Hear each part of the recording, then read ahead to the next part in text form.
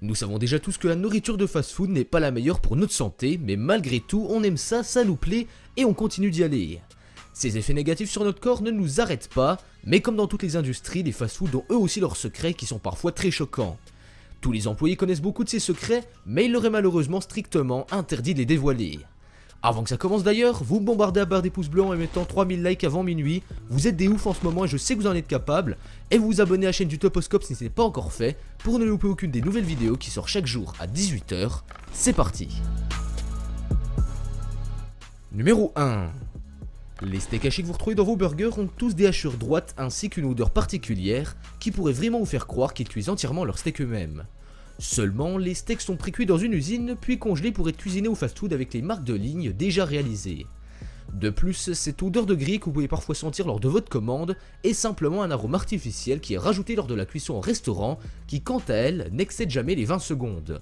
Résultat des courses, les hachures du steak ainsi que son odeur sont bien fausses et fake à 100%. Numéro 2. Quand nous entrons dans un fast-food, il n'est pas rare d'entendre de la musique. Seulement, quand on y va en temps normal en pleine journée, il s'agit souvent de musique d'actualité du genre électro, hip-hop, rap, etc. Mais si pour votre part vous êtes déjà allé dans un McDo passé minuit, vous n'entendrez jamais un morceau de David Guetta ou le dernier son de Bruno Mars par exemple, mais alors pourquoi ? C'est tout simple en fait, au lieu de passer de la musique où on peut s'ambiancer, les restos vont mettre des morceaux de musique classique qui ont pour but d'apaiser et calmer les clients qui à cette heure-ci, et surtout dans les grandes villes, sortent souvent de boîtes de nuit et sont donc vraiment alcoolisés.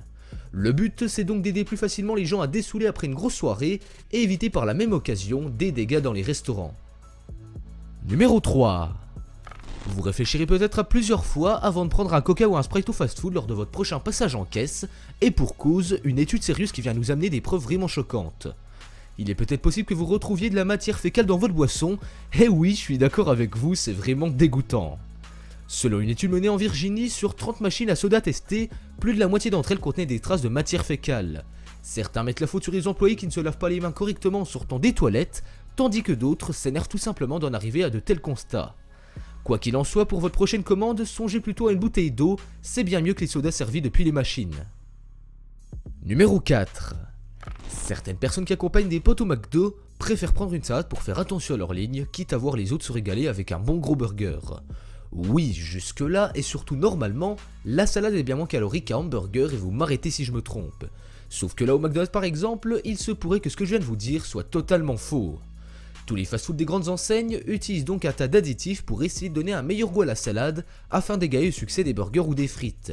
Si vous n'en avez jamais goûté, ça va être dur pour vous de savoir précisément, mais pour les autres du coup, sachez que tous ces additifs dégueulasses rendent au final une salade presque plus calorique qu'un hamburger qui lui-même est rempli de sauce et de graisse. Au final donc, et si l'on suit cette logique, pour faire un régime chez McDo, mieux vaut prendre un gros burger plutôt qu'une salade, et c'est vraiment juste n'importe quoi. Numéro 5. En fait, c'est bien souvent notre cerveau et pas notre estomac qui commande notre faim lorsqu'on est affamé, et c'est ce que je vais tenter de vous expliquer. Tous les grands fast-food travaillent en étroite collaboration avec des psychologistes reconnus qui vont aider à attirer et surtout affamer le client. Il vous est déjà arrivé à coup sûr de passer devant un KFC et d'avoir soudainement très faim, eh bien c'est normal, ou presque, car ça a vraiment une explication quasi scientifique.